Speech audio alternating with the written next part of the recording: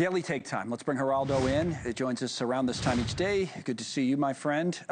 Hey, Connell. How's everything today? So we could talk about, I have 2 or 3 things here on the list for you today. Tiffany and I were talking about the president's comments, the training ground comments that are getting a lot of attention. Any view on that in terms of American cities and the military before we get to other topics? Well, I think you can overreact to some of this kind of rhetorical flourishes. And we have to be careful of that because the Trump administration, Trump particularly, the president particularly, are very well known to exaggerate everything, like training ground. He doesn't mean that in the kind of adventure dystopian universe movie. I think that he's talking about, military police, safety, Washington, D.C., I hope. I think I wanted to add that I wish that Congress could have seen the segment you just did with Tiffany, because her recitation of the difficulties of the bureaucracy and dealing with the Veterans Administration, people who have served and in some cases sacrificed their lives or have lifelong injury. Yeah. They deserve the best. They deserve that. And to close the Veterans Administration, the administrators of the VA, I think is really, it's pathetic and very unnecessary. What I'd like to see is Congress, their paychecks be suspended also. Right. Just as they should not be trading in stocks. These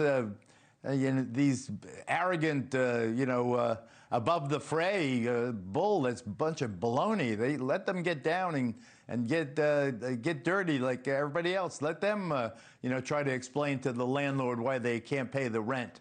Or why they can't go to the grocery store and buy food for their family because the check is delayed. Sure, they'll get it eventually, most of them. And then that leads me to the other thing, and the one I really think the draconian thing is, what if President Trump follows through on this whole move to gut the federal workforce? What if these hundreds of thousands who are furloughed never come back? And not only that, imagine how they worry that could be the result of this, that they'll never be able to go back, that they'll be unemployed.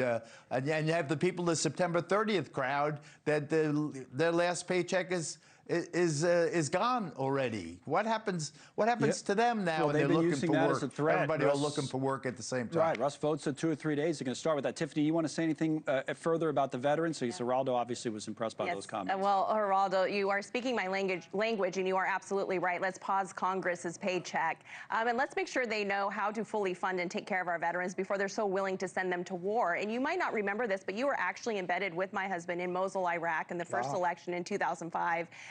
In Deuce 4. He was a first lieutenant, and I turned on Fox News and saw you running around with my husband when bombs were going off. So it's very special to be on with you right now and hear your sentiment and your fight. You gave me the chills. I have the chills right now. Wow. I have the chills right now.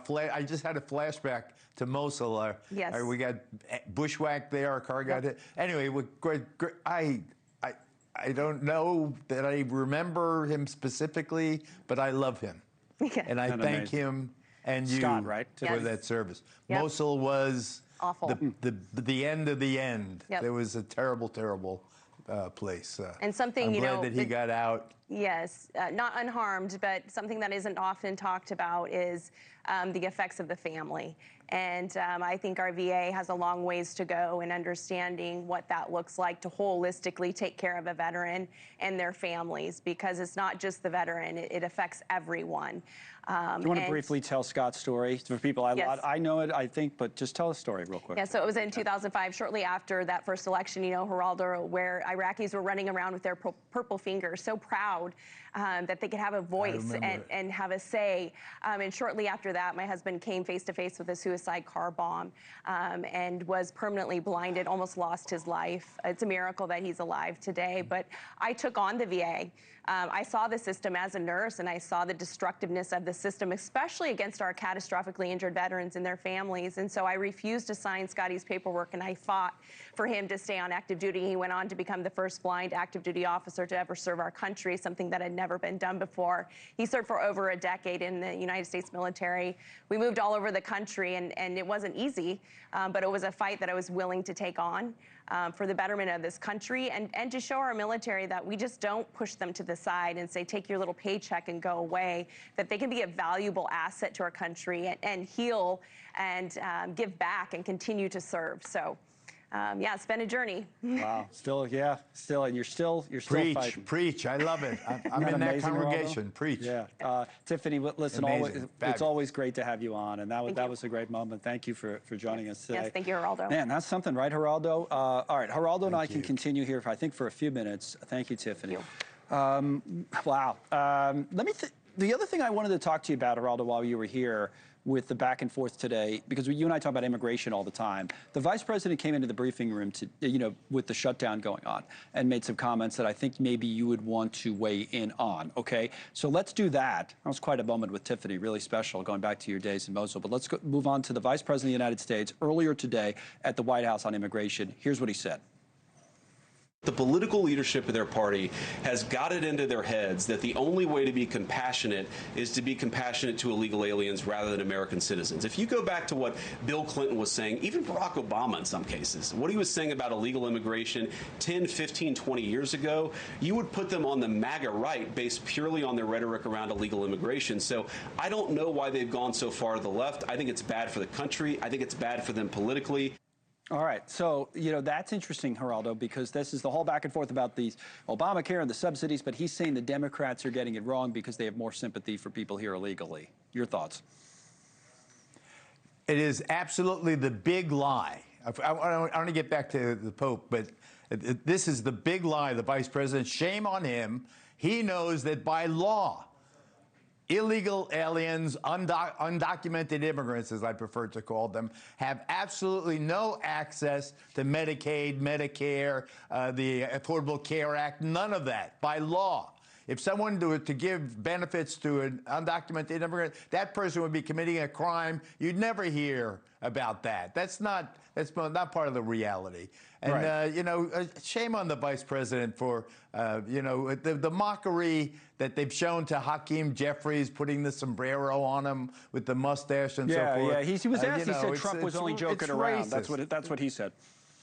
No, that's it. I get that. I get that. I'm not a purist on that myself. But I think that Jeffries should respond with. They should make a meme war if that's what it's going to be. You're in a sombrero, you're a big porky, this, or you're a, whatever it is. Geraldo's calling for a meme war. I don't know if that's what we need in the country right now. But it's one of the things. It's out there as a possibility. Yeah. Remember a couple of weeks ago, Geraldo, all times changed. We were saying everybody calm down. Now Geraldo says let's have a meme war.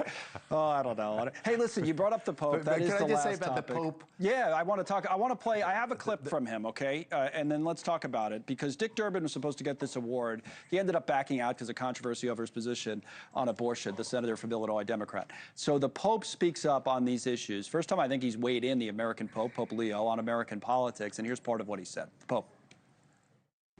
I think that it's very important to look at the overall work that a senator has done during, if I'm not mistaken, 40 years of service in the United States Senate. I understand the difficulty and the tensions. Someone who says I'm against abortion but says I'm in favor of the death penalty is not really pro-life. So someone who says that I'm against abortion but I'm in agreement with the inhuman treatment of immigrants who are in the United States, I don't know if that's pro-life. All right. All yours, Geraldo. What do you think? Preach, Pope. Preach. That's why I am so proud to have an American Pope finally in my lifetime who can speak to these issues that divide Americans with authority and compassion, with the understanding of where the United States is at. I'm so proud of him. I wish he wasn't a White Sox fan, but I can't I can't alter that. but I love him. I never met him. Just like I love Tiffany's husband. Yeah. You know, it's true. There's truth in what he says. You know, I think that people, most right-to-life people, are good people who sincerely believe. Some are just politicians, but most, I think, are good people who really they feel a religious objection to abortion, and I am very compassionate to them. However, in a country like ours, in a country as multifaceted and integrated, as unique in its various ways, you've got to give people slack. You got to cut people slack who feel differently than you do. But what he said was brilliant. About abortion and the death penalty. I'm going to steal that line from the Pope. Yeah, you'll be all right. You'll have to go to confession, of course, but that'll be all right. Blessed be Father, for I've sinned. You know, this is why live TV, you've been doing it for 55 years, as we talked about a few weeks ago, is worth it, because of that, moments like that. Wasn't that nice with Tiffany? I mean, going back to Mosul and all that, that was... so lovely.